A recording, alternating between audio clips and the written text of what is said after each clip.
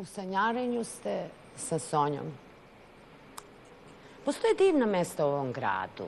Likovne galerije, muzeji, ali postoje i besplatna predavanja. Predavanja su mesta gde jako inteligentni ljudi govore mudru reč, a ne morate da date ni dinara. Međutim, marketinški ove situacije nisu podržane, ali zahvaljujući televiziji Avala, sanjarenju, mi večeras ulazimo u istorijsku aulu Avale sa predavanjem Dečija duša i dani izgnanstva gospodina najperspektivnijeg istoričara Beograda, Vidana Bogdanovića. Čućete autentična, inkorporirana pisma mladih Solunaca koji su zapravo posle prelaska Svetih moštiju preko Albanije bili pozvani od Francuza krajem Prvog svetskog rata. Među njima se nalazio i pradeda našeg mladog istoričara, tako da je mogao da izvrši istraživanje materijala. Francuska ih je pozvala na školovanje i dala im uzuse evropske kojima će i Srbiju dovesti do njih. Dakle, večeras nalazimo se na predavanju Dečija duša i dani izgnanstva. Krenimo pradedovskim tragovima. Gospodine Vidane Bogdanoviću, dobroveče. Dobroveče, bolje vas našao. Kao istoričar? Budući istoričar, započet ću jedno predavanje koje je previše od 70 godina držao moj pradeda na Bledu. Tom prilikom prisustvovali su i kralj Aleksandar Karađorđević i drugi članovi kraljevske porodice Karađorđević. Dečija duša i dani izgnanstva. A na dan moje smrti neka je svoj deci dopušteno da se igraju. Pedagozi, javni radnici koji se bave zaštitom dece i mladeži za vreme Velikog evropskog rata nisu bili u položaju da bi mogli citirati amanet ovog pedagoga optimiste, jer zlatno i bezbrižno doba detinjstva, kako se to obično kaže, u igri i kada se oseti da će bezbrižno prolaziti od Božića do Vaskrsa, od slave do rođendana, a naročito kada se broje dani uoči polaska na letovanje posle uspešno završene školske godine, ratnim generacijama dece i mladeži gotovo da nije bilo ni poznato. Svirepi rat ušao je u taj najneviniji kutić duše i rušio ga. I to gotovo da je bilo kod svake dece u našoj... U kakvoj otadžbini? U porobljenoj otadžbini. Hvala. Kroz jednog u milione istorijsko predavanje Aule TV Avala. Dečija duša i dani izgnanstva tragovima pradedovskim. A na dan moje smrti neka je svoj deci dopušteno da se igraju. Pedagozi, javni radnici koji se bave zaštitom dece i mladeži za vreme Velikog evropskog rata nisu bili u položaju da bi mogli citirati amanet ovog pedagoga optimiste, jer je zlatno i bezbrižno doba detinjstva, kako se to obično kaže, kada se u igri lako i neosetno raste i najčešće naivno misli, kada se radosno i bezbrižno broje dani uoči Božića, Vaskrsa, slave, rođendana, a naročito kada se broje dani uoči polaska na letovanje posle uspešno završene školske godine, ratnim generacijama dece i mladeži gotovo da nije bilo ni poznato. Svirepi rat ušao je u taj najneviniji putić duše i rušio ga. I to kod dece koja su ostala u porobljenoj otadžbini u mnogo većoj meri nego kod one koja su ipak imala tu sreću da prebace svoju dušu i kostur preko Albanije, po čijim krševima i ona nošahu krst Golgote. Imao sam prilike kasnije da izbliže posmatram ovu drugu decu, koja su na onom neobičnom i nepoželjnom đačkom izletu ostavila pod albanskim snegovima preko 45.000 svojih drugova, koje više nikada nisu osetili toplo majčino krilo i nežni sestrinski zagrljaj. Ta spasena deca odnosno njihov unutrašnji duševni život, i jesu predmet mojih observacija u ovome predavanju. Iznemogli i nesposobni ratnici... Izvolite, sedite. Zahvaljujem se. Iznemogli i nesposobni ratnici, žene, kao i deca u kojoj sam grupi i sam bio dodeljen, našli su se posle albanskih Sodoma i Gomora najvišeg gostoprimstva pod divnim pravednim nebom lepe Francuske. Uprostit ćete. Kako da ne, gospodine Vidane Bogdanoviću. Uživam u pradedovskim tragovima koje ste prikupili za nas. Kroz mene jednu, u vas milione iz aule Avale. Vidan Bogdanović, tragovima pradedovskim, dečija duša i dan izgnanstva. Prešavši srećno posljednju opasnost, 3 naoružana mora, gde smo također ostavili ne mali broj plavih grobova, kako ih je nazvao naš poznati rano preminuli pesnik Bola i ponosa Milutin Bojić, iskrca smo se u Marselju. Marselj je bio za nas velika ambulanta, koja je posle određenog vremena ponovo imala da utvrdi ko će od nas napred dalje, unutrašnjost Francuske, a ko ima ponovo posle oporavljenja istim putem da se vrati natrag na Solunski front. Najzad i to bi. Formiraše se grupe đaka izbeglica i uputiše ih u razne pravce Francuske. Jednoj grupi odrediše boravak u Thonon-le-Bainu, Gornjoj Savoji, kamo i mene dodeliše kao bivšeg nastavnika sa dužnošću da je ja vodim i budem joj pri ruci. Kakva neizvesnost i ipak i odgovornost. Na posljednjem čotu savojskih La Alpa leži Thonon-le-Bain, opasan sa istočne strane Alpima, čiji se najveći vis ovde, Dan Doš, beli od snojega kada padaju u julu, a sa zapadne strane pak, zapljuskujući debele zidove posljednjih tononskih zidina u obliku vila, plavi se Lemansko jezero, odnosno Ženovsko, koje ovde je najšire i u pravcu prema Švajcarskoj. Iako je dužnost vaspitača, nastavnika u jednom koležu, internatu, komplikovana, naročito kod dece koja prvi put u zajednici žive dvostruki život, školski i domaći, ipak ubrzo su se ovi đačići srodili sa internatskim redom, mlađi razume se pre nego stariji i postali pravi koležijani. Ali, ima časova, toliko se puno dešavalo to i zrelim ljudima i pre rata, koji su se duže vremena bavili van svoje domovine, kada neobjašnjivo naiđe poplava osjećanja, koja smene hladno mišljenje i otkreve srce. Po čitave dane nekada traju takve emocije. Uzalud nam je pitanje, otkud one? Nenadano dođu gospodare nama i opet same po sebi iščeznu. Osjećate tih dana da vam nešto nedostaje, niste svoji, onda pripadate drugome i nikome. Volite da budete sami, jer osjećate da ste dovoljni sami sebi. Ipak, tako ste daleko od sebe. Naprotiv, baš tada najviše pripadate drugima. Bol, tuga, čežnja za rodnim zavičajem je to. Ti dani pripadaju otadžbini. Vuče krv, veli naš narod.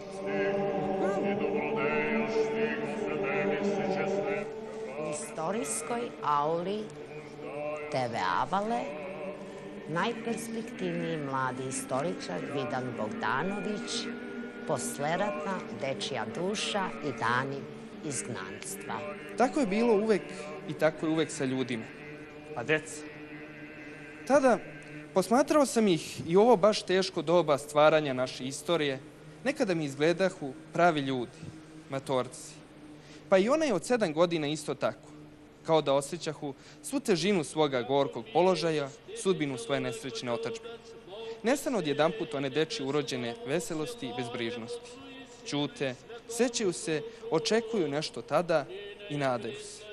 O, kako je teško naći utehe za drugoga, kad je čovek nema ni za sopstvenu nesreću. U tim časovima osjećanja, sećanja i odmaranja, ne jedanput i ne bez suza, moji đaci su pričali svoje impresije sa užasno krvavog puta koji su prešli, a zatim one po dolasku u Francusku, gde postepeno i lagano počeše da se blaže njihovi bolovi i utiru suze. pričao sam ja sa njima, jer je trebalo po naređenju koje smo imali iz našeg prosvetnog odeljenja u Parizu, da i bez udžbenika na našem jeziku, koji su nam nedostajali, kod njih sačuvamo ono što je bitno, ono naše i ono rasno. Bilo je potrebno da sem bitke na Waterloo, sem Napoleona, sem Jeanne d'Arc, sem Alzasa i Lorene, po čemu su ih učili francuski profesori, kao redovne francuske đake, obavestiti ih da negde piše da je postojalo i Kosovo tužno, i Miloš Obilić, Kraljević Marko, da postoje Herceg Bosna i Srpska Vojvodina, koja nije ni u Sremu, ni u Banatu, ni u Bačkoj, već u grudima Srbadije. Samo izvolite. Dakle, aula večeras u sanjarenju. Gospodin Vidan Bogdanović, istoričar, dečiji dani i dani izgnanstva pradedovskim tragovima u posleratne dane Prvog svetskog rata, kada je Francuska školovala naše mlade ljude koji su doveli Srbiju do evropskih uzusa. Izvolite, gospodine Bogdanoviću. Pričao sam i ja njima, jer je trebalo po naređenju koje smo imali iz našeg prosvetnog odeljenja u Parizu, da i bez udžbenika na našem jeziku, koji su nam nedostajali, kod njih sačuvamo i ono što je bitno naše, ono rasno.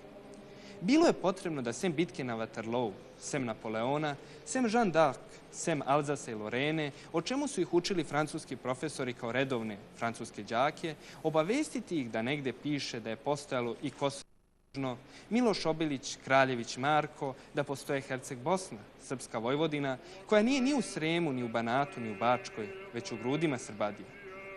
U tim zajedničkim pričanjima mi smo se upoznavali i sarađivali, a izrađivali smo i metode kako će nas najtačnije upoznati Francuzi, čiji smo gostoprimstvo uživali. Već pri kraju te prve godine i danas sam gord što mogu da saopštim da intelektualne sposobnosti naših đaka bile su zapažene od francuskih profesora. Treba ići u ovu bizarnu zemlju, rekao je njihov profesor literature, obraćajući se francuskim đacima kada je čitao kompozicije naših đaka, a da bi se čovek obogatio idejama i naučio da ih ovako lepo sa zrelim opažanjima obraćuje. Dečija duša i dani izgnanstva posle Prvog svetskog rata. Prilično slično današnjici. Ali nema inteligencije koju je Francuska dovela do evropskih uzusa. Izvolite. Samo posle 3 do 4 meseca naši đačici već su razumevali Francuze kad govore, a posle 6 do 8 meseci govorili su francuski i Francuzi su njih razumevali. Njihov profesor pak talijanske literature... Njihov profesor? Već pri kraju te prve godine i danas sam gord što ovo mogu da saopštim, da su intelektualne sposobnosti naših đaka bile zapažene od francuskih profesora. Treba ići u ovu bizarnu zemlju, rekao je njihov profesor literature, obraćajući se francuskim đacima kada je čitao kompozicije naših đaka, a da bi se čovek obogatio idejama i naučio da ih ovako lepo, sa zrelim opažanjima obrađuju. Samo posle 3 do 4 meseca naši đaci su već razumevali Francuze kad govore, a posle 6 do 8 meseci govorili su francuski i Francuzi su njih razumevali. Njihov profesor pak talijanske literature pri napuštanju ovog koledža rekao mi: žalim što vaši đaci odlaze, jer sam ih zavoleo, a naročito žalim, iskreno vam kažem, zato što su oni bili moji najbolji objekti na kojima sam uvek utvrđivao da moj nastavnički rad nije uzalud. Ali zadržalo se najpre za moment na onome što su ova deca mislila i kako su se osjećala na maternjem jeziku. U želji da što više iščeprkam iz njihovih duša uspomene, utiske iz neposredno minule prošlosti i da ih u zajednici, kao u nekom malom seminaru sa njima analiziram, mi smo nedeljom i praznikom, kada nisu imale časove francuskog jezika, po povratku iz crkve, posle molitve, koju smo sastavili na maternjem jeziku, a koja duša okrepljuje i prenosi ponova u slobodnu i srećnu otadžbinu, imali redovne sastanke pre i posle podne i svečari kada su nam prilike dozvoljavali. Tada sam ih terao, sem razgovora, da pišu i da sastavljaju svoje utiske kao slobodne i školske zadatke. Pa ipak, kao što ćete videti, ti njihovi pismeni radovi promašuju obične đačke zadatke, iznalaženjem ideja, zapažanjima i obratom. To nisu deca koja govore, već mali mislioci, čiji se lični unutrašnji život, osjetivši celokupno naličje života u ratu, formira u ranu zrelost vrlo brzo. Pođimo hronološkim redom, onako kako se išlo i ovim putem stradanja i iskušenja.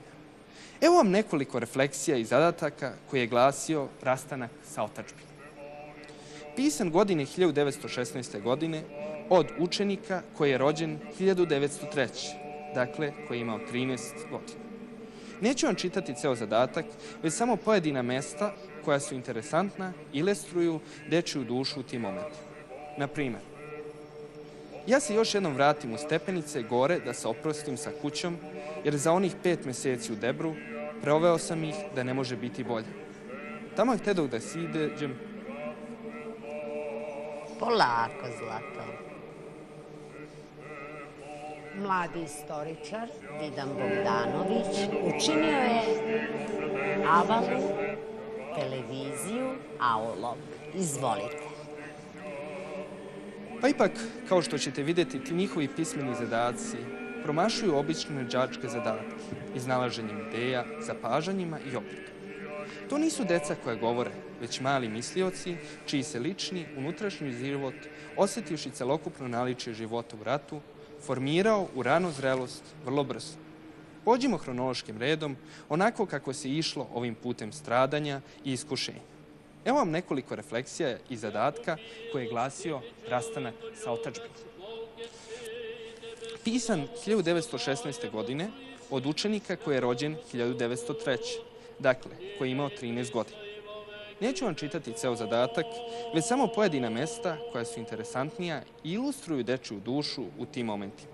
Na primjer, ja se još jednom vratim u stepenice, gore, da se oprostim sa kućom, jer za onih 5 meseci u Debru proveo sam ih da ne može biti bolje.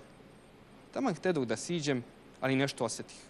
Pružih ruku u džep, napipam parče krede koje mi je ostalo kada sam bio redar u razredu, pa pritiskajući sve snage napisah krupno na vratima: živela Srbija. A ispod toga: doviđenja.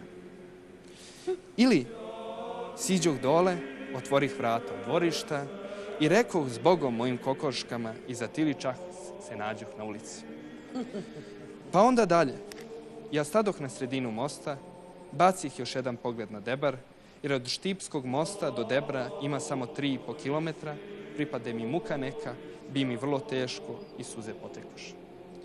Treba vam napomenuti, radi boljeg razumevanja, da je ovaj đačić bio sin jednog aktivnog srpskog oficira koji se nalazio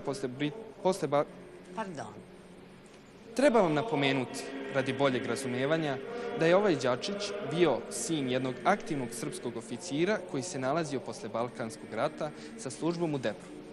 Tu u Debru je mali pisac i osjetio i razumeo prve dane detinjstva koji se ovako, kao što vidite, ovako vole, pa makar i da nije to mesto gde smo se mi rodili. Evo vam fragmenti istog zadatka drugog đaka, rođenog 1902. Dakle, koji je tada imao 14 godina. Iz samog zadatka odmah ćete osjetiti da je ovaj mališan bio sin siromašnih roditelja, odnosno sin udove bez oca, kao i da je, dok je još bio u kući, kod majke imao izvesne dužnosti koje su značile i njihove materijalne obaveze prema zajednici pod ovim krovom. Toga je izvesno i naučilo izdržljivosti, kao da se nije umeo snaći u težim situacijama. On je u ovaj nepoznati pravac pošao sam, bez ikoga svoga. On kaže u zadatku: za moju nesreću nisam imao obuću. Ocepao sam je pešačeći dotle. Bos sam morao gaziti po oštrom kamenu.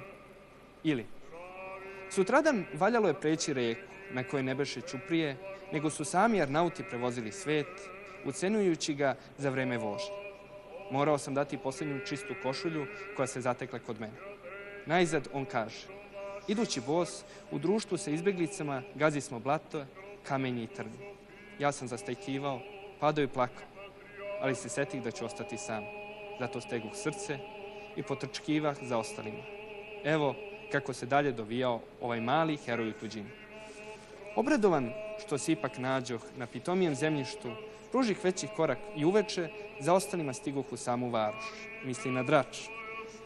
Mučio sam se u ovoj maloj varoši samo da zaradim parče hleba, a morao sam i štediti, dok ne sakupih 5 dinara za koje kupih četku i mast za cipele, te počeh od ranog jutra pa do mraka da čistim svetu obuću samo da ostanem živ.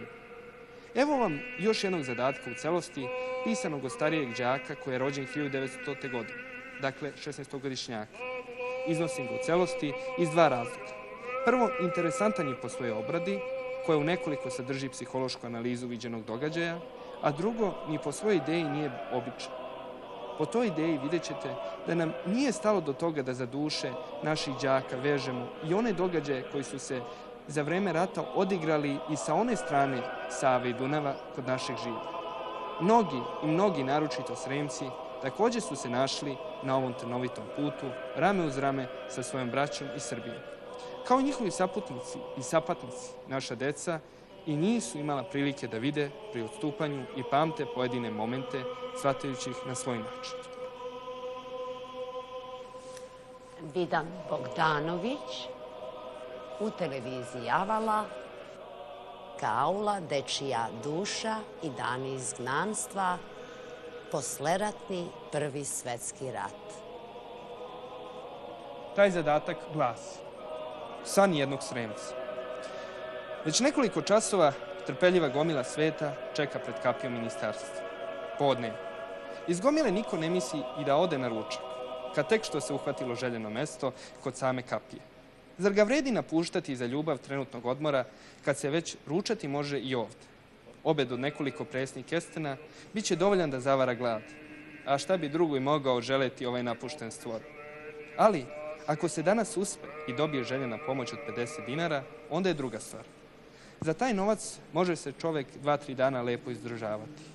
A još, ako se bude davala izvesna suma srebrenjaka, kao što su mnogi verovali, onda će biti slavno. Za srebro se može nabaviti redovno hleb, a ješće mu ga tvrdili neki, pa makar dali i svu dobivenu pomoć za jedan komad. Odista je bilo teško trpeti glad. Zar nije užasno kad nekadašnji heroji pobedne vojske, pobeđeni glađu, preturaju uginulu stoku i zavodovoljavaju se sa pola istrunulim drobom? Prljave skadarske ulice postale su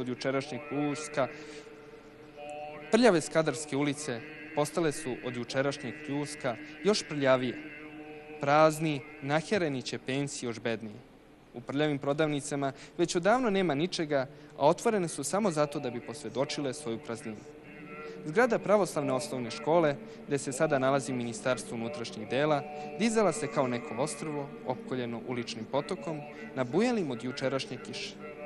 Njoj se jedino moglo prići pomoću 2-3 provizorna mosta, koji su ovom prilikom bili pritisnuti svetom.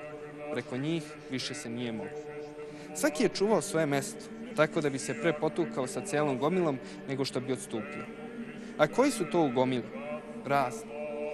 Od pogorenih staračkih leđa do slabih i bednih figura dečaka, od upalih očiju koje su crnim kolutom okružene do oštrog muškog pogleda. Grube varoške rite do crnog kaputa. Sad su svi jednaki, jer svi su gladni i svi se mole.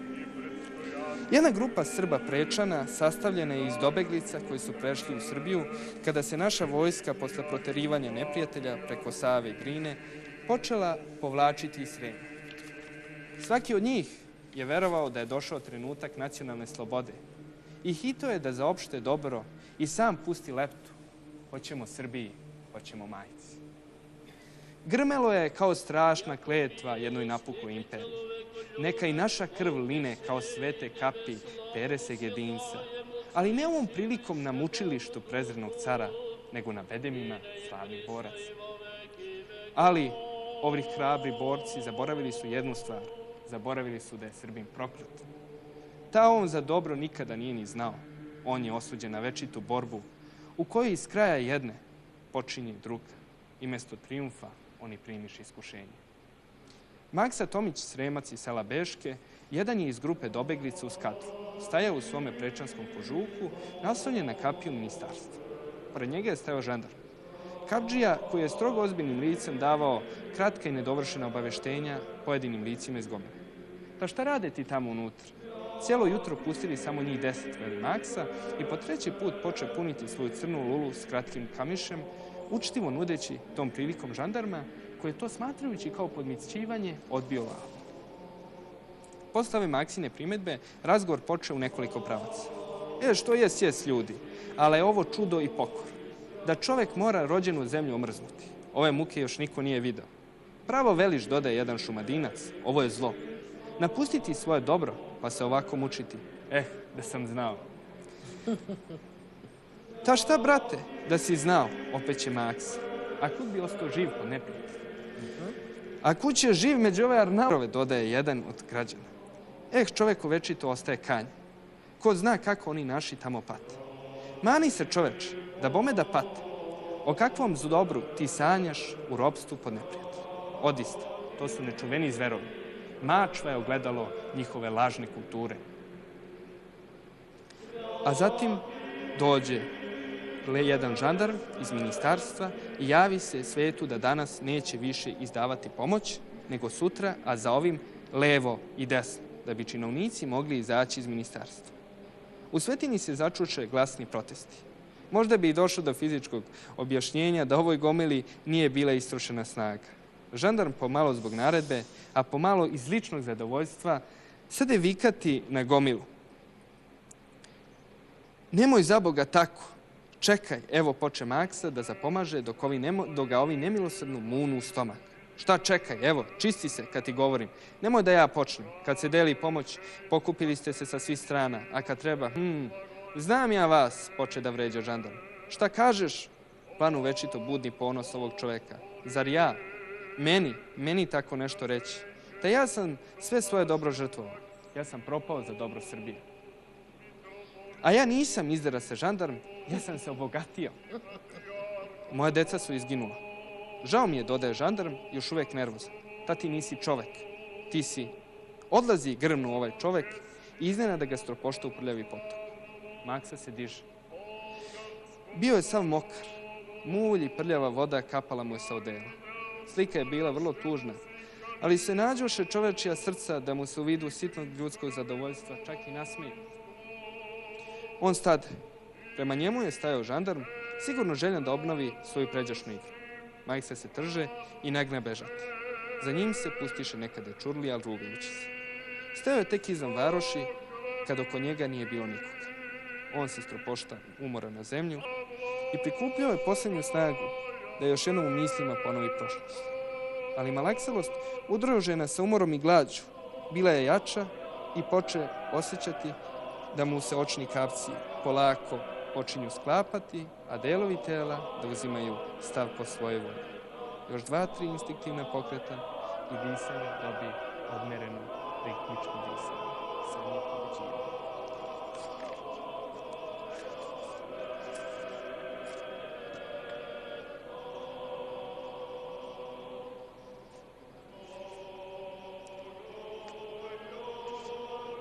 Trodnevna bitka svršena je porazom Austrijanaca. Po bogatim poljima plodnoga Srema vila se tako dugo željena srpska zastava. Vojska je triumfovala, narod klicao, a pesma bila je svi u grudi. O divni trenuci naših pobjeda, u doba naših dana i sova je vesela bila. Razdragani Sremci pružali su svoje ruke u bratski zagrljaj, dok su ovi vitezi mrka pogleda, ushićeni ovom ljubaznošću, tražili u svom rečniku nežnu reč, podobnu bratskom osjećanju. Posle nekoliko dana burnih veselja, posle još nekoliko hrabrih pobjeda, došlo je iznenađenje. Napadnuta s druge strane, srpska vojska morala se povući, baš kada je svoje grudi nadahnula fruškogorskim zefirom. S vojskom je odstupao ovdašnji živalj, jer nije smeo posle ovih veselja ostati. Maksa je sanjao, veče je pobeđivalo dan. Sa novog seoskog hrama brujalo je tužno zvonjenje i zvalo ljude na oproštajnu molitvu. U njegovoj kući spremalo se za polazak. Upregnuti vatreni vranci bili su snažnim kopitama avalsku kardumu i čekali na polazak. Njegova 2 sina polazila su u dobrovoljce, a njihove žene i unuk, sin starijeg sina, sa njime u Srbiju. Zatim se zamrači. On pređe drugi deo sna. Išao je po mračnoj, močvarnoj poljani i razgovarao sa jednim vojnikom, istim onim koji mu je pre u Nišu javio za smrt njegovih sinova. Mada je dobro znao za ovaj događaj, on je ipak tražio da još jednom dozna za tu strašnu istinu. Izdaleka je video požar jednog doma. Žaroviti plamen probijao je gusti mrak i pokazivao Maksi u snu zidine njegovih tekovina. Ali ovaj se nije ni malo bazirao na njih, pošto je svu pažnju poklonio drugome. Vojnik je pričao: "I kad smo posle velike pobede na rudniku ukopavali mrtve, našao sam ga. Čelo mu je bilo razneto jednim parčetom granate. Tamo pod svetnim pokrovom gorostasnog rudnika spava tvoj najmlađi sin, naš hrabri drug." Maksa je ćutao. Vojnik nastavi priču. Zeleni kosmaj pokriven je nizom plavih šinjela, poškropljenih potokom prosute krvi. Na njemu je večiti mir, sem kad pri večernjem blagom povetarcu iz jendeka punih leševa zabruji strašno pelo jednom propalom puku. Pod mrtvim lišćem trunu zastave neprijateljskih pukova i svojim truležnim dahom podsjećaju na vratolomno bekstvo Ćesarovaca. A tamo na onom visu, gde su leševi bili najgušći, pao je tvoj stariji sin, proboden bajonetom. Ne želi ih, starče, samo takva smrt dostojna je njima. Tvoja bi žalost bila uvreda njihovim delima. Ne, nikada ih otac neće vređati suzama, protepao je Maks. Na jednom gle, umjesto onog vojnika, on primeti kako pored njega koračuju njegovi sinovi. On ih je gledao i čudio se ovoj promjeni. Isti su kao da su živi. A onda njegov prvi sin poče da govori. Oče, kuda ćeš ovim putem? Pošao sam da tražim svoju decu. Ostavi ih, dodade mlađi. Tvoja deca više nisu tvoja. Ona su predata ognju slobode. Vrati se svojim snahama i unuku malom. Samo njih još može zagrliti tvoja ruka.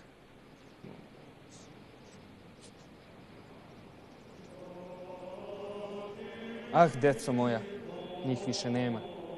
Strašna nesreća, eno u obliku zaraze, pleni i ubija nevine žrtve. Gradovi, sela, pa i čitave pokrajine opustešene su ovim užasom.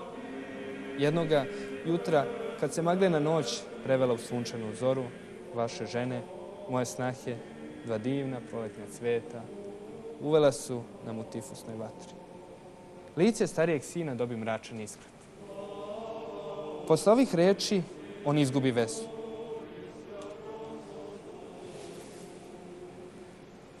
Bio je prenet u jedan drugi predeo. Kad se malo pribra, on vidi da se nalazi negde oko Prizrena, na kaljavom drumu po kome odstupala srpska vojska. Pored njega je tapkao njegov mali unuk. Maksa se osjećao ipak utešen, jer je video na svojoj suvoj grani jedan pupalj.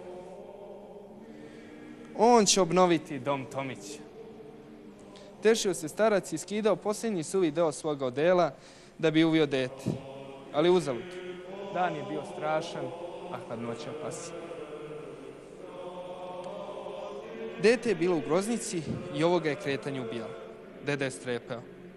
On ga je stezao na razgolićene grudi, njihao, ljubio i utopljavao svojim dahom. Pa ipak ga je morao ostaviti sutradan, hladnog i ukočenog na snegu.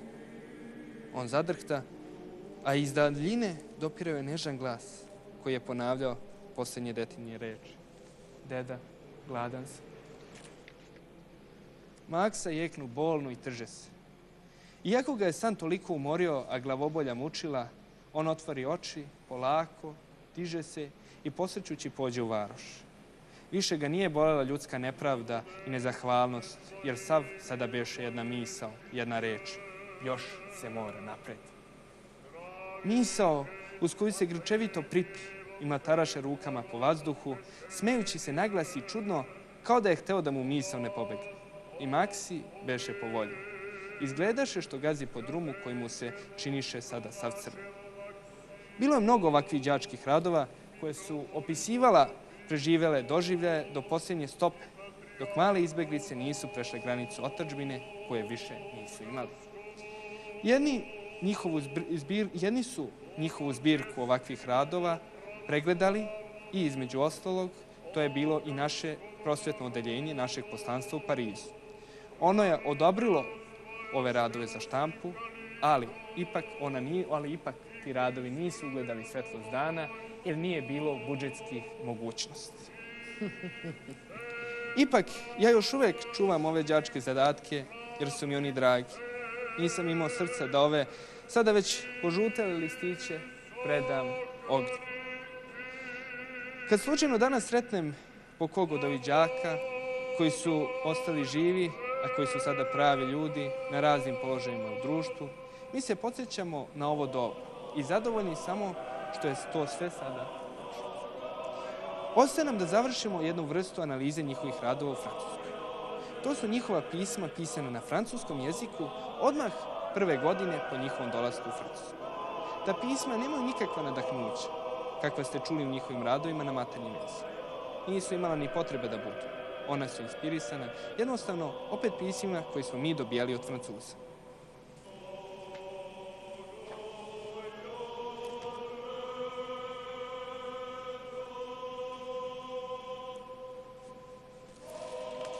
Istorijskoj TV Avali Auli.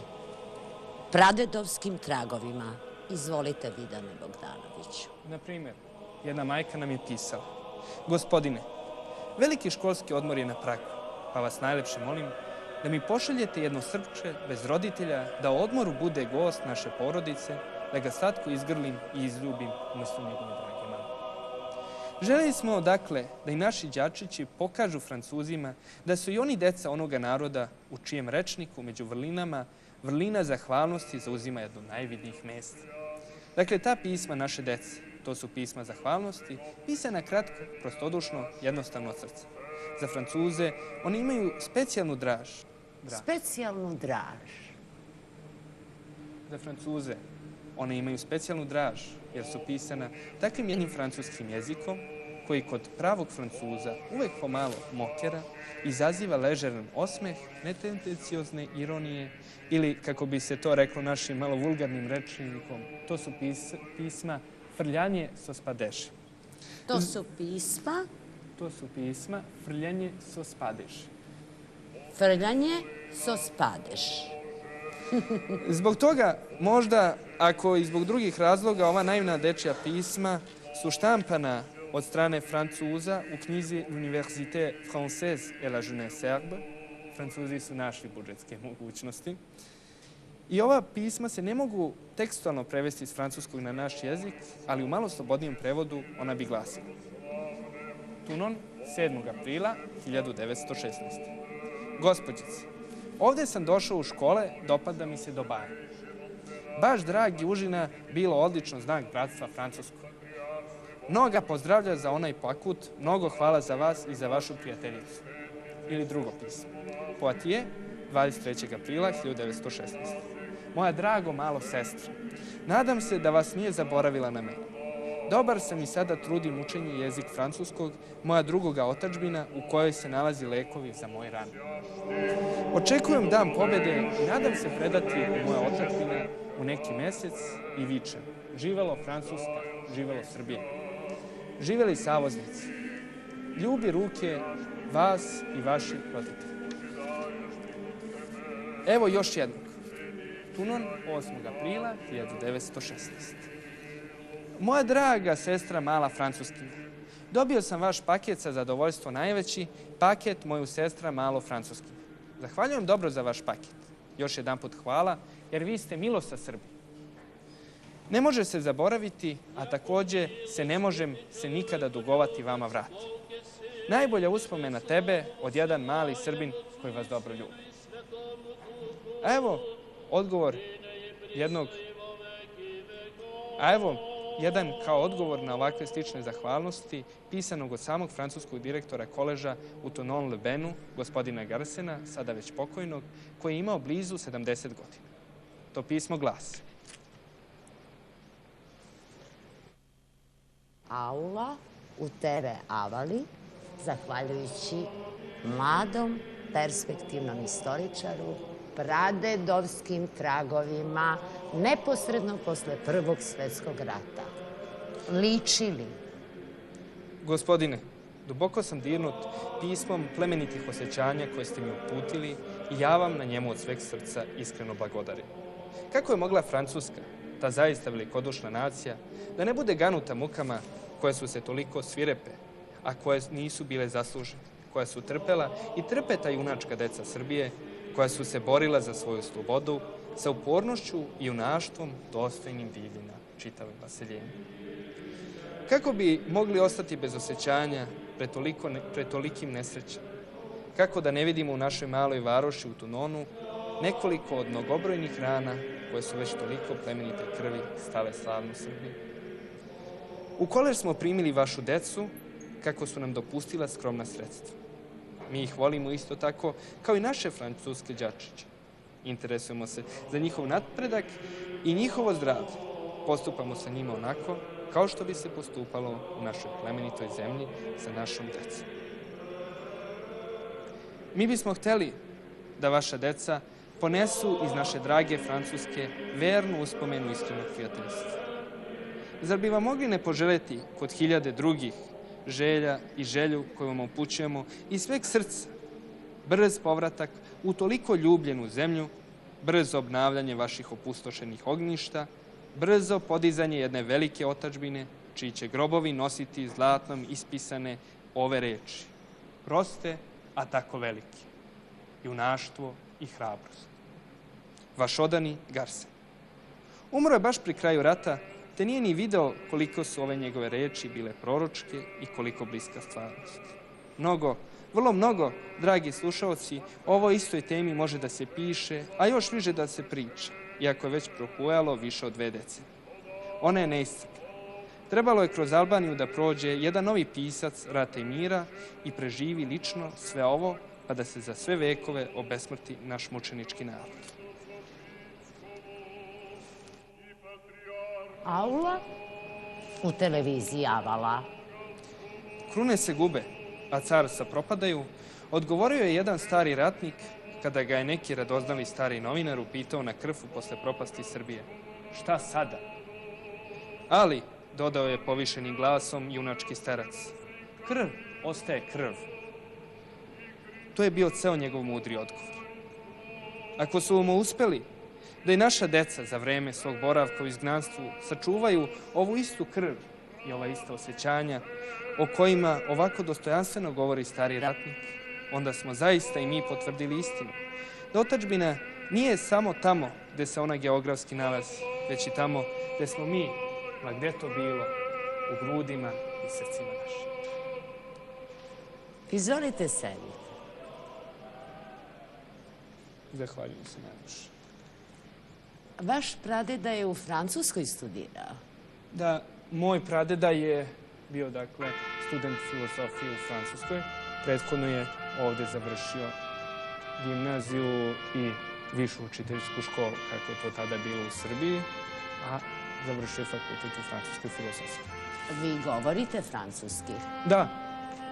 Dakle, u mojoj porodici se negovala tradicija francuskog jezika, tako da svi govorimo počevši od moje bake, moje majke i ja isto tako sam imao tu sreću da od svoje 3. godine počnem da učim francuski jezik, a zatim sam nastavio u osnovnoj školi i gimnaziji koju sam završio. Da li postoji neka manifestna rečenica koju bi mogli da nam kažete na tom divnom jeziku? Mislim, ili stih? Možda bi za mene bila najbolja rečenica ona koju je rekao grof Mirabeau. Aha. Kada je francuski, dakle tada kraljevski parlament, bio okupiran i kada su protivnici revolucije tražili od poslanika da odu kući i time hteli da raspuste parlament i da prekinu njegov rad. On je tada rekao: Allez vous dire à ceux qui vous envoient que nous sommes ici par la volonté du peuple et que nous n'en sortirons que net. U prevodu ovo bi značilo: ajte, idite recite onima koji vas šalju da smo mi ovde narodnom voljom i da se nećemo maknuti osim silom bajoneta. Aha. Gospodine Vidane, vaš deda je bio pradeda, pardon, a inače večeras idemo pradedovskim tragovima, jer očigledno bitni su. To su naši prvi intelektualci koji su, zahvaljujući donaciji Francuske, kako ste rekli u vašem predavanju, koju smo imali sreću da čujemo, Francuska je imala donaciju za naše studente, dok i tada naša siromašna zemlja nije imala nikakvu finansijsku pomoć za svoje intelektualce. Možda bi bilo najbolje da kažemo da nije imala podršku za svoje intelektualce. Državna kasa naše Srbije uvek je bila puna, tako da jednostavno nisu postojale mogućnosti da se naši profesori, odnosno da se naša inteligencija školuje. Kako mislite da su bile pune? Pa, vidite, većina srpskog stanovništva u 19. veku su bili seljaci. Oni su svojim, dakle, porezom koji je bio na stoku između ostalog, punili državnu kasu. Da. Naša država je taj novac trošila, rekao bih, nenamenski. Trošila ga je nenamenski. Moram da kažem da je meni, na primjer, žao što su možda neki pripadnici drugih slovenskih naroda bili školovani od naše vlade, a za neke naše vrsne stručnjake koji su se pokazali u svetu, dakle, morali su da odu iz naše države. Dobro, to je čest slučaj. Dobro, ali to nekada nije bilo u Srbiji. Nekada je naša država ipak i školovala, ali nije nalazila dovoljno novca. Ona je najviše školovala u vreme dinastije Obrenović. To sam htjela da kažem. Vi ste veliki poznavalac knjaza. Reformatora. Kulturološkog. Da ne kažemo, dakle, samo knjaza Miloša. Dakle, kao što znamo, dinastija Obrenović dala nam je prvo vojvodu Milana Obrenovića, polubrata knjaza Miloša, koji se borio u toku Prvog srpskog ustanka, koji je i zadobio vojvodsku titulu. Zatim smo imali knjaza Miloša Obrenovića, koji je podigao Drugi srpski ustanak na Cveti, u Takovu, rečima eto mene, eto vas, rat Turcima. Da li su Obrenovići govorili više jezika? O da, pa upravo je bilo zanimljivo da kažemo, izuzev knjaza Miloša, koji, nažalost, je ostao nepismen. To se tiče njegove pismenosti. Dakle, nije umeo ipak da se potpiše. Naravno, akademski nivo nije dostigao. Do kraja nije postigao akademski nivo, ali što se tiče drugih Obrenovića, zato su drugi Obrenovići upravo, da kažem, nadoknadili sve ono što je knjaz Miloš propustio. Knjaz Mihajlo govorio više stranih jezika, knjaz Milan, odnosno potonji kralj Milan Obrenović, je također govorio više stranih jezika. Između ostalog, njegova prepiska koja je vođena sa kraljicom Natalijom je također bila na francuskom jeziku, a za njegovog sina, mladog kralja Aleksandra, koji je tragično završio, ipak bilo bi potrebno da kažem, iako je to među intelektualnim krugovima, naročito istoričarima, poznato da je on govorio više stranih jezika, između ostalog engleski, što je za to doba bila izuzetno velika retkost. Da. Srbija preko Francuske nije išla. Da, kulturološki. Dakle, to doba, kraj 19. veka, kada Engleska, odnosno Velika Britanija i Sjedinjene Američke Države još nisu ostvarile premoć u svetu, toliko engleski jezik nije bio rasprostranjen u ovim balkanskim krajevima. Najvažniji ustavi doneti u srpskoj istoriji doneti su za vreme Obrenovića. Prvi, takozvani Sretenjski ustav, doneto Sretenje 1835. godine, donet je, dakle, za vreme knjaza Miloša Obrenovića. Taj ustav je trajao malo zbog protivljenja velikih svetskih sila, ali se slobodno reći da je bio izuzetno slobodouman. Kratko i sažeto po čemu? Dakle, zato što je... Slobodouman, sinonim za to i... Posle toga, sljedeći ustav koji je donet za vreme Obrenovića, to je ustav koji je donet za vreme maloletnog knjaza Milana Obrenovića, 1869. godine takozvani Trojički ustav, koje je donelo namjesništvo, a posle toga najpoznatiji ustav iz 1888. godine, takozvani Radikalski ustav, koji je donet isto tako za vreme sada već kralja Milana. Kralj Aleksandar Obrenović doneo je svoj ustav aprilski, dakle 6. aprila 1901. godine u velikoj sali Novog dvora. Danas je to Skupština grada Beograda. On je doneo ustav 6. aprila. Dakle, to je 6. april po starom kalendaru. Da. Po novom kalendaru to je 18. april. 6. aprila predati su ključevi grada Beograda knjazu Mihajlu. Taj ustav koji je doneo kralj Aleksandar Obrenović, odnosno kako se to tada govorilo darivao, uveo je u Srbiji, što je veoma zanimljivo, dvodomni parlamentarni sistem. To je bilo narodno predstavništvo koje se sastojalo iz Narodne skupštine i Senata. Tako je kralj Aleksandar pokušavao da, pored demokratskog uređenja, očuva jednu vrstu aristokratskog uređenja, jer je svakako nama poznato da ponekad u nekim društvima koja nisu dovoljno razvijena, narodna volja može ići čak i protiv samog naroda. Zato je kralj Aleksandar želeo da svome narodu omogući jednu svetlu budućnost tako što će u Skupštini, odnosno u Narodnom predstavništvu, sada Senatu, dati i postaviti pripadnike tadašnje srpske inteligencije. U dvodomnom parlamentu. Sad, pošto je moja baka vodeničarka, ja znam da je Ustav zapravo jedna drvena ploča sa produžecima i kod vodenice mora da postoji jaz. Jaz je brzi protok vode. I taj jaz se zatvara sa Ustavom kad vodenica ne melje.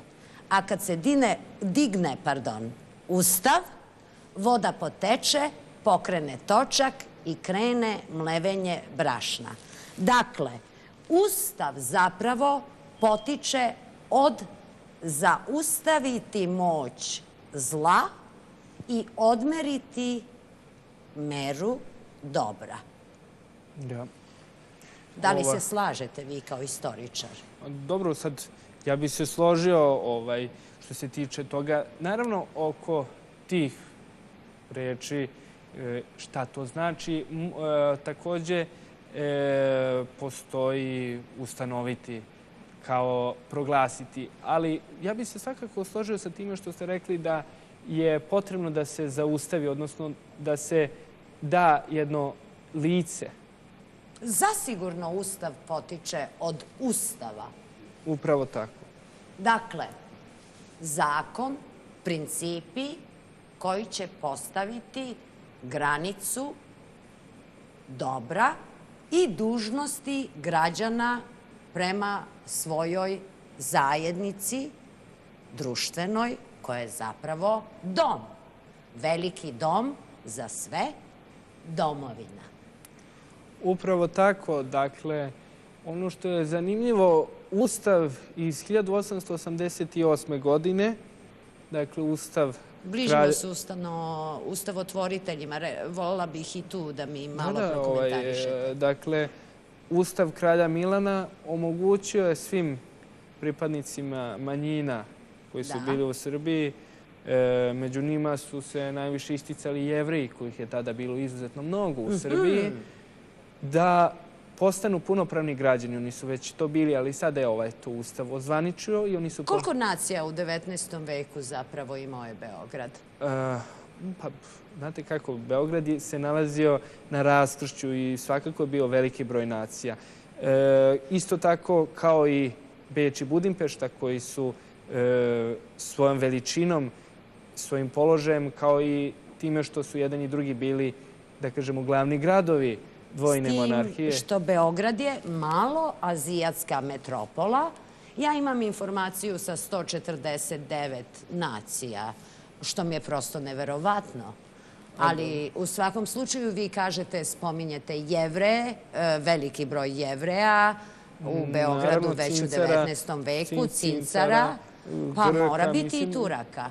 Naravno, bilo je Turaka. Dakle, to sve stoji, ne samo Turaka, Čeha, Slovaka, Rusa i tako dalje. Ja sad ne znam da li bismo mogli da kažemo 149 različitih nacija, ali su svakako sve evropske nacije bile... Ma nije ni bitan broj, samo hoću da kažem da je, dakle, ustavotvoriteljstvo 19. veka, gospodine Vidane, zapravo davalo pravo svim građanima doma Srbije.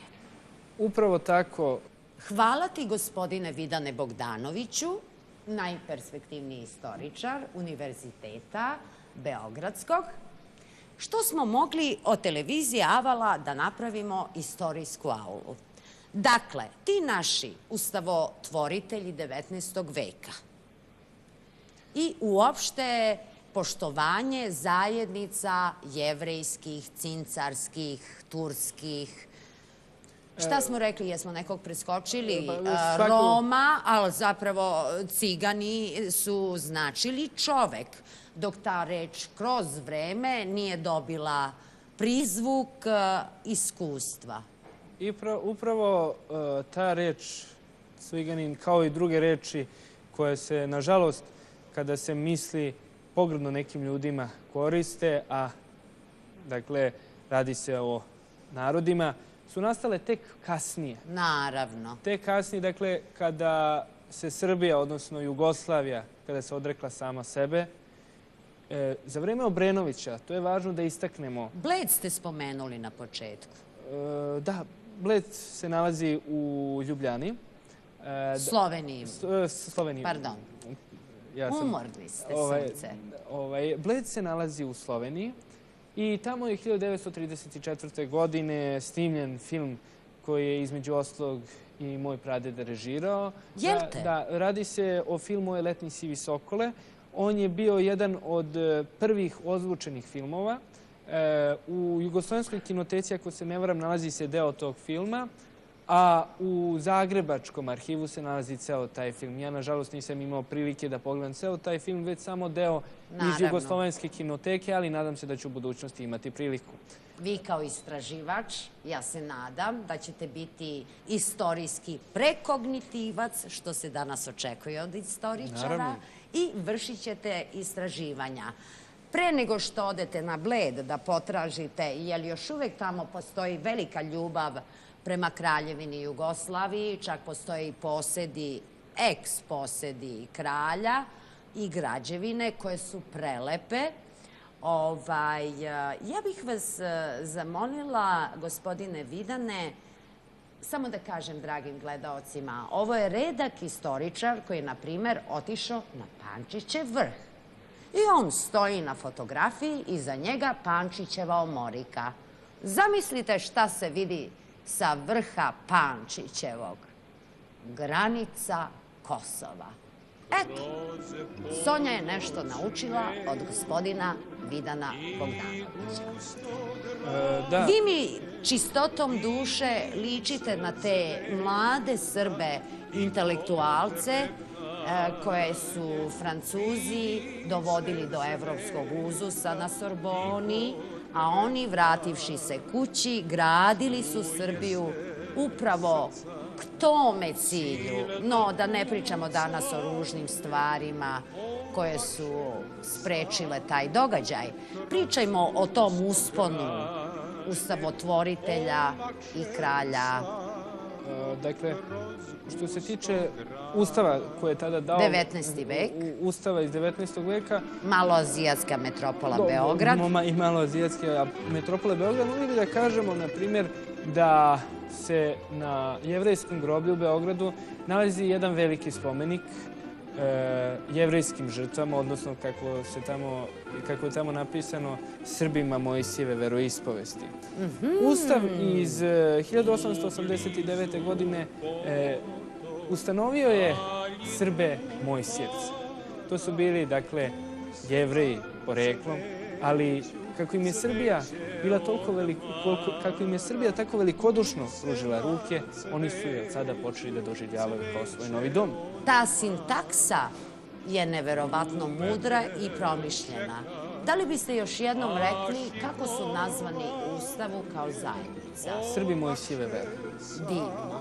Dakle, postojali su naravno i Srbi muhamedanske vere, Srbi rimokatoličke vere i to je važno da istaknemo da danas, nažalost, postoji ta tendencija da vere imaju svoje nacije. A upravo bi trebalo da postoje, kao što je to bio poznati Ivo Vojinović, koji je bio, dakle, rimokatoličke veroispovesti, a koji se izjašnjavao kao Srbin. Dakle, desila se inverzija, da ne kažemo travestija, presvlačenje. Da, ali... Religija je zapravo bila izraz poštovanja prema ljudima koji su želeli da se oglase da pripadaju domu zajednice Srbije, ali se razlikuju po odnosu prema sav, jedan, ceo ili Bog. I time čovek saznaje da je mlađi od reči. U tom smislu mi je simpatično kad kažete da je Ustav iz 19. veka spominjao da ti ljudi prihvataju Srbiju za svoj dom, a po carskom povezivanju prema Bogu se razlikuju među sobom i poštuju na hodočasnom nivou. Da, dakle, Srbija je u to doba bila svima domovina za svačija, dakle da kažemo ta verska prava se bila starala. Ali možda da se vratimo sada što se tiče Pančićeva omorike i Kosova. Ustavotvoritelje, nećete mi dati dve rečenice, šta su značili?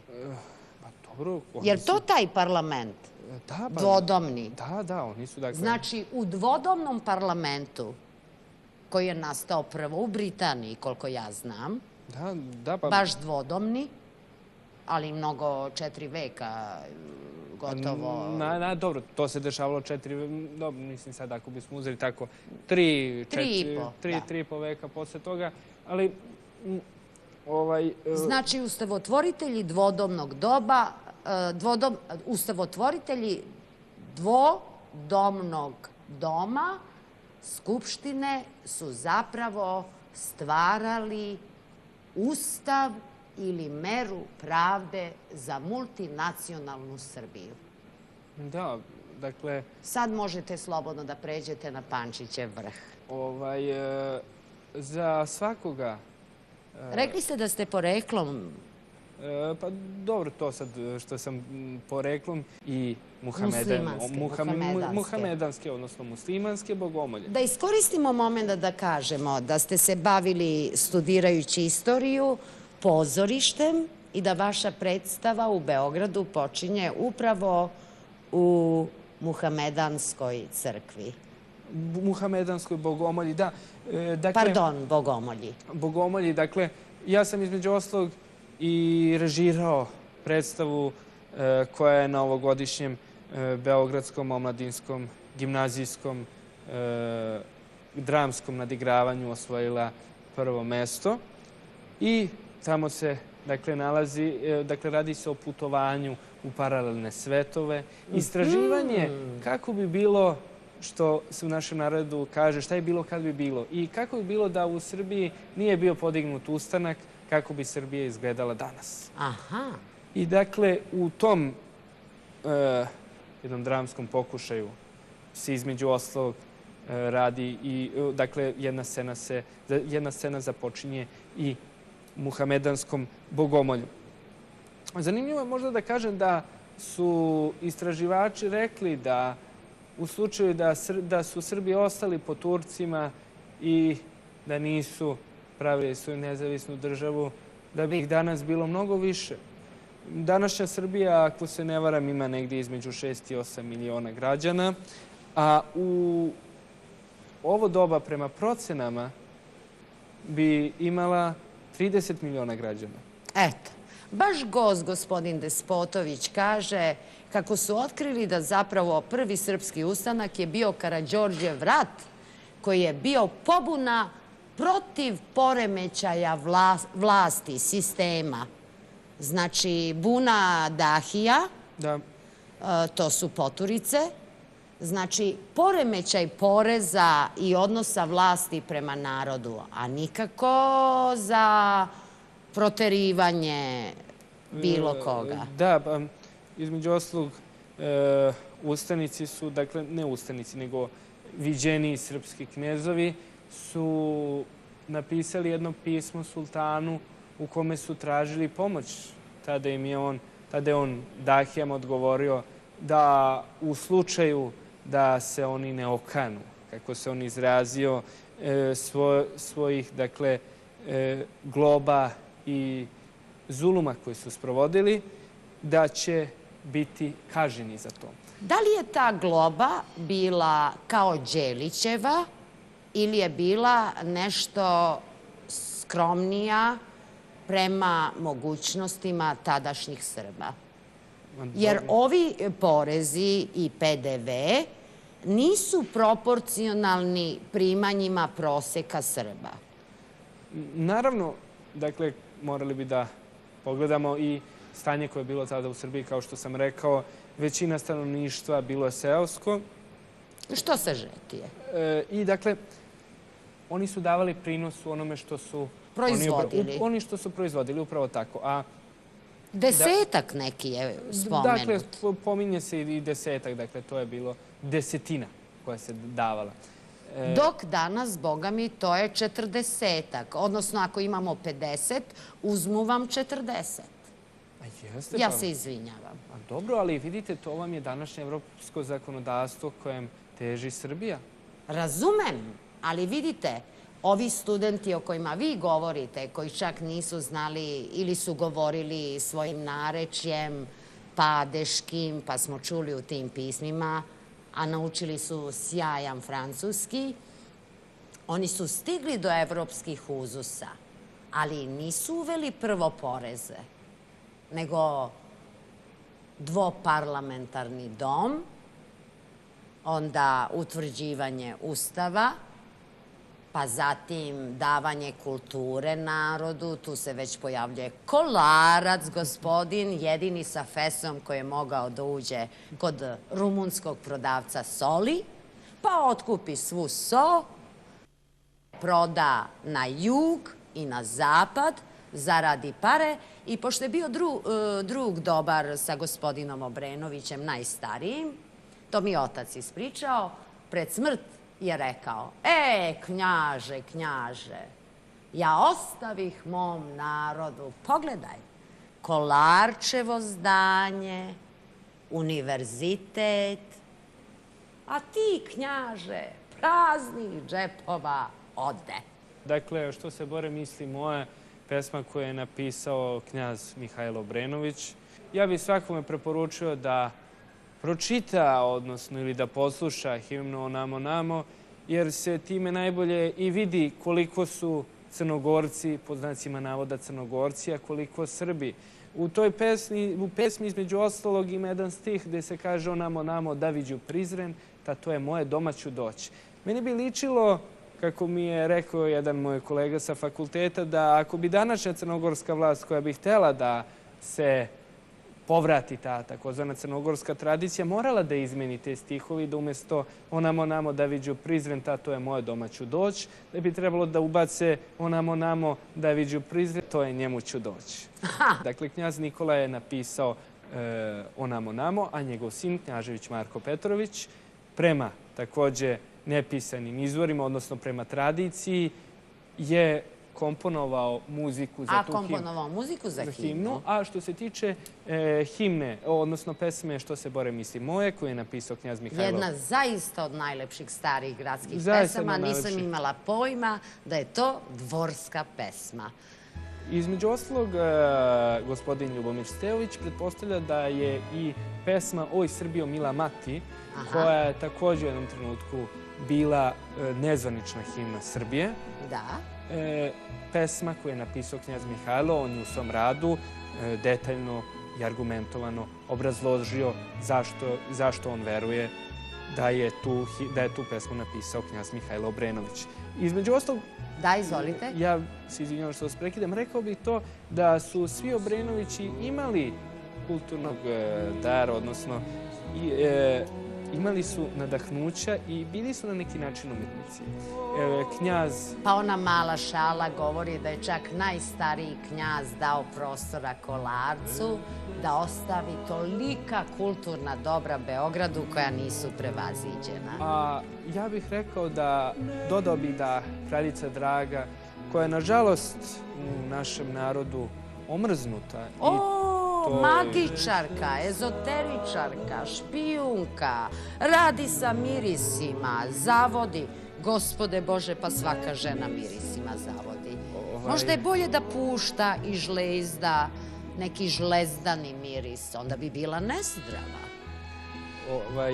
U svakom slučaju, činjenice govore. Kraljica Draga ostavila je našoj kulturi veoma vredna dela. Ona je prevela Fjodora Dostojevskog, prevodila je i mnoge druge znamenite književnike i pisce toga vremena. To je po prvi put, znači, u Srbiji. Da, dakle, kraljica Draga između ostalog je također govorila više stranih jezika. To znamo. I možemo da kažemo da se i po Kao dvorska dama morala je. Da, kao dvorska dama i po svom obrazovanju mogu bi slobodno da kažem da se i isticala od kraljice Natalije. Zato ja zaista ne razumem zbog čega jedna obrazovana Srpkinja, koja također poticala iz veoma znamenite porodice. Otac se selio, rekli ste mi. Koje mu je bilo zanimanje? Da, dakle, njen otac Panta Lunjevica, koji je inače sin vojvode Nikole Milićevića Lunjevice, koji je iz sela Lunjevica Kočačka. Dakle, prvo je bio je između ostalog i sredski načelnik u Šapcu, u to doba to je bilo jedno od najuglednijih mesta, a bio je, kako se pretpostavlja, i prvi gradonačelnik Beograda. Porodica Lunjevica selila se od više do više kuće, između ostalog i kuća koja se nalazi na uglu Dobračine ulice. Pretpostavlja se da je bila kuća u kojoj su... A zanimanje je bilo njegovo? Dakle, sredski načelnik, viši činovnik. Sredski načelnik, viši činovnik.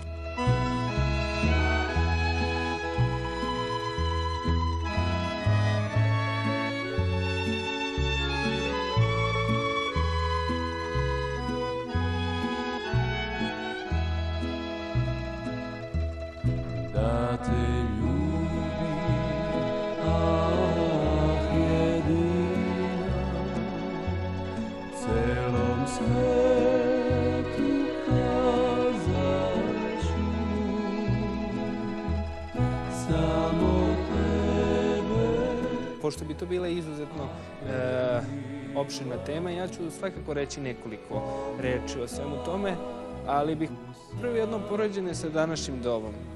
Nažalost, odnos prema ženi je danas izuzetno loš. Dovoljno je samo čuti ili pročitati pesmu Banović Strahinji i tome kako... Čovek koji je oprostio. Koji je oprostio preljubu. Danas se mnogi zalažu za to da se više ne gusla, da se celokupna kultura, mislim, dakle, o toj narodnoj epici izbriše i zato, nažalost, odnos prema ženi je takav danas da umjesto da se ugledamo na Banović Strahinju, današnji muškarci se ugledaju na filmove i na sve ono što im nude današnje mediji u kojima se treba najoštrije obračunavati prema svakom neverstvu. Zato bih rekao da sad mi ne možemo ništa da kažemo sa sigurnošću, ali da je barem u reči i u pesmi postojala jedna doza razumijevanja prema ženi. Toga danas nema ni u reči, ni u pesmi, a kamoli u zbilji. U našim pesmama, pa čak i narodnim, osim onih šaljivih šumadijskih pesama gde se slavi taj eros, gde se slavi susret mladića i devojaka, uglavnom nekako kletva preovladava. Upravo tako, kao što i vi kada To je, dakle, poznati sofistički primjer kada ljudi počnu da ćevalave. Vi nikada ne možete da kažete kad su oni oćelavili. Ide jedna dlaka po dlaka, jedna vlast po druga vlast i tako dalje. Tek onda, kada su oni potpuno ćelavi, vi zaključujete da su ćelavi. Tako je bilo i u Srbiji. Uvek postoje izuzeci. Uvek su postali, dakle, primjeri koji bi potvrđivali da to pravilo nije tako. Ali, ja bih rekao, trenutak kada je Srbija zaista krenula na izbordo je bio 29. maj 1903. godine, odnosno 11. jun. Zašto? Kratko, molim vas. Godine. Tada su iskasapljeni srpski kralj i kraljica. Na čelu države... Možete na francuskom da nam izgovorite rečenicu o prekidu diplomatskih odnosa? Molim vas, nemojte prevoditi, samo mi izgovorite na francuskom.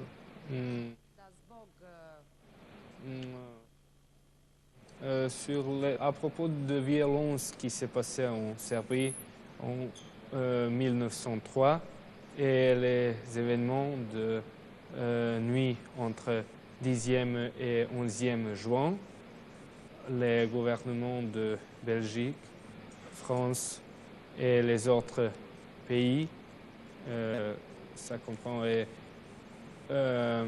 40K et Russie, ont donné la résolution de couper les relations entre Serbie. Odnosno, dakle... Prekid diplomatskih odnosa, ne želim prevod. Želela sam samo da vas pokažem kao istoričara koji može da istražuje i na drugim jezicima. Naravno, dobro. Mislim da vam staroslovenski nije stran. Dobro, sad... Starogrčki ćete savladati. Morate. Ja vidim to na vašem licu. Dakle, naravno, zbog svoje pozadine, pošto sam svoje obrazovanje sticao u Filološkoj gimnaziji, odnosno drugoj Beogradskoj muškoj gimnaziji. A pre Drugog svetskog rata to je čuvena Kraljevska gimnazija, gde se čak gimnazijalcima čast davala da im se drugi čovek čisti i glanca čizme. Dakle... Aristokratska gimnazija, kraljevska. Dakle, osnovao ju je tada knjaz Milan Obrenović, a u njoj su se školovali između ostalog i knez Pavle Karađorđević, ali istakao bih i svetog vladiku Nikolaja Velimirovića. Hvala najlepše. Što se tiče dakle, te gimnazije koja se nekada pre Drugog svjetskog rata nalazila kod politike, a sada se nalazi na Zelenom vencu. Pre Drugog svjetskog rata u njoj su se školovali samo mladići, a sada u njoj prevlađuju devojke. Opa! Izvinite za ovo opa. Zaista ne priliči gospodinu istoričaru. Opa! Puf! Paf! Vraćamo se u... nećemo reći aristokratsko, ali... Ne volim, jer u našem jeziku... Intelektualno očuvanje srpskog, kako ste lepo rekli, nadigravanje, kao Jova Jovanović Zmaj. Dok bi mnogi rekli takmičenje, a ko zna odakle dolazi ta reč? Dakle, u Filološkoj gimnaziji sam imao prilike da se upoznam sa važnošću ženskog roda i njihovom veoma važnom ulogom koju imaju u našem narodu. I zaista, tek tada sam shvatio da žene, pogotovo naše majke, naše sestre, imaju najvažniju ulogu u Srbiji. Uzimam carski stav i molim vas, vaše putovanje Orahovac, Kosovo, kada ste otkrili, vaš deda je snimao film, kako ste rekli da se zvao? Oj, letni sivi sokole. Leti sivi sokole. Oj, leti sivi sokole, zvučni film. Dakle, samo nebo sa sokolom. A vi ste slikali svoje putovanje, a mladi ste, vrlo teško je sići na Kosovo.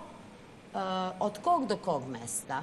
Dakle, ovako imamo snimke počevši od prelaza, dakle, iz jednog dela Srbije u drugi deo Srbije. iz zemaljske Srbije u nebesku Srbiju, imamo snimke Kosovske U Mitrovice. nebesku Srbiju koja izgleda kao logorski geto. Da, dakle, Orahovac je poslednji geto koji se nalazi u Evropi.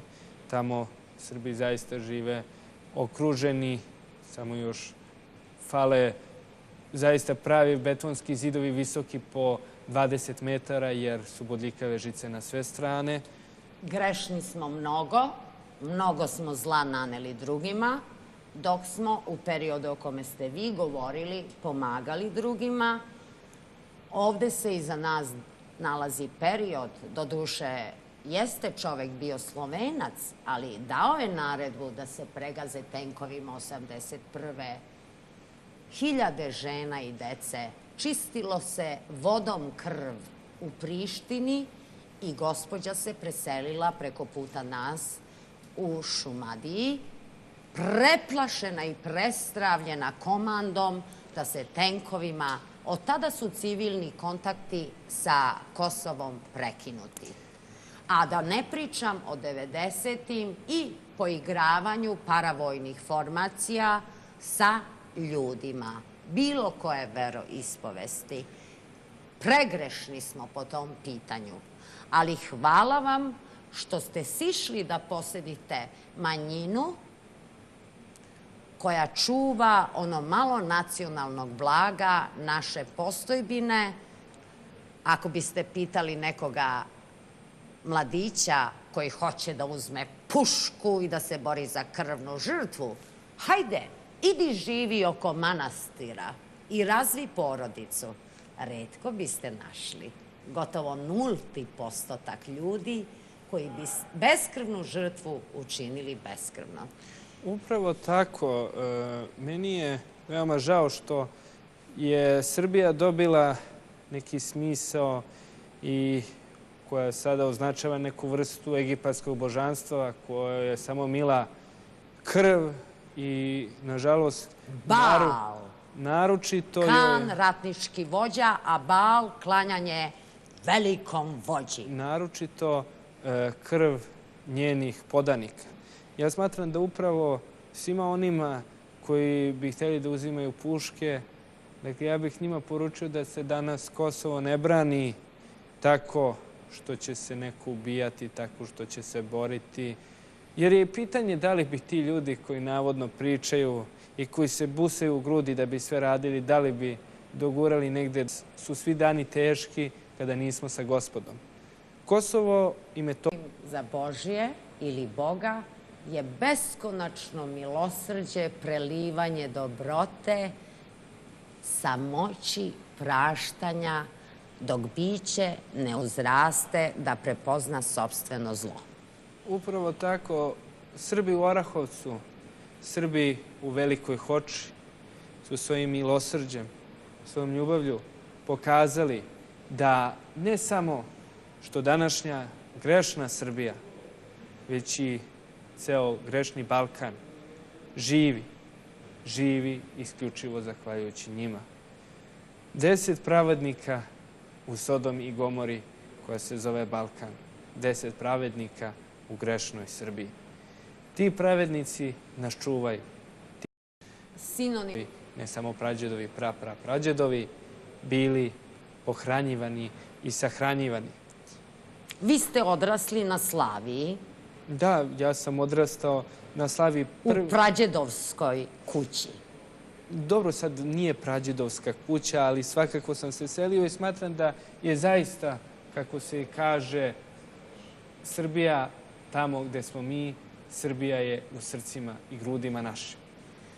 Dakle, dragi gledaoci, najperspektivniji mladi istoričar, ako bi naše diplomate u budućnosti bile čiste duše, lika i obrazovanja, kao naš večerašnji gost, gospodin Vidan Bogdanović, onda bi prađedovskim tragovima pronašli uzus Evrope, koji je još u 19. veku, a naročito posle prelaska Srba mladih preko Albanije, nakon svetih moštiju po pozivu Francuza, na Sorboni odškolovanih, doneli su uzuse Evrope i mislim da kroz ovakve ljude, kao što je naš mladi istoričar, koji ima ogromnu moć i potrebu za istraživanjem i putovanjem, ima dramsku inteligenciju, prekogniciju i, kažem, diplomatsko obrazovanje. Srbijo, želimo ti toleranciju, milosrđe i pravednike, istoričare, a u budućnosti nosioce dobre vesti sa ovog tla. Nadam se, gospodine Vidane Bogdanoviću, da ćete biti među prvima koji ćete uspostaviti kontakt komunikacioni, kao što smo to radili mi večeras, sa mladim Albancima koji odbijaju da govore srpski, dok se srpski nekad smatrao svetim jezikom. Hvala vam najlepše, gospodine Vidane.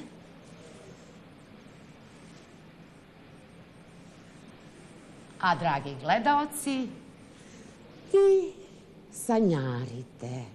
Pustit ćemo vam prelepu pesmu o ruži, kako se misli, Bore moje, jer je prelepa za ove noćne sate, a imajte pojma da je to dvorska pesma. Kao deca voleli smo prinčeve i princeze i dvorove, a oni su u realnosti puni koje čega. No vaše interesovanje neka rasvetli pravdu i neka donese dobru vest tamo gde je najteže stići i započeti razgovor. Još jednom izlazimo iz istorijske aule u televiziji Avala. Hvala vam, gospodine Vidane Bogdanoviću, najperspektivniji istoričar. Najlepše vam se zahvaljujem i svima želim laku noć. Laku noć.